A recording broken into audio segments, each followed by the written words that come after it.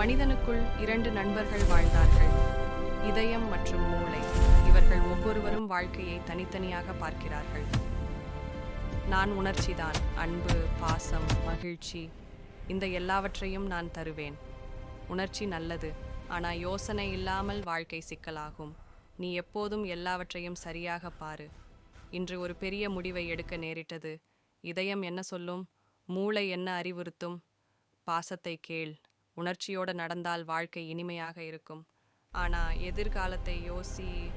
எல்லா முடிவுகளும் கவனமாக இருக்க வேண்டும். மனிதன் குழப்பத்தில் நின்றான். இதயம் தன் வழியை சொல்கிறது, மூளை தன் அறிவை பரிந்துரைக்கிறது. அந்த நாள் இதயமும் மூளையும் நிம்மதியாக பேசத் தொடங்கின. வழி ஒரே மாதிரி, ஒற்றுமை, சமநிலை. மனிதன் உணர்ச்சியோடவும் யோசனையோடவும் இணைந்தான். அவன் வாழ்க்கை சமநிலை பெற்றது. உணர்ச்சியும் யோசனையும் சேரும்போதுதான் வாழ்க்கை முழுமையாகும். இதுவே நமது நற்செய்தி.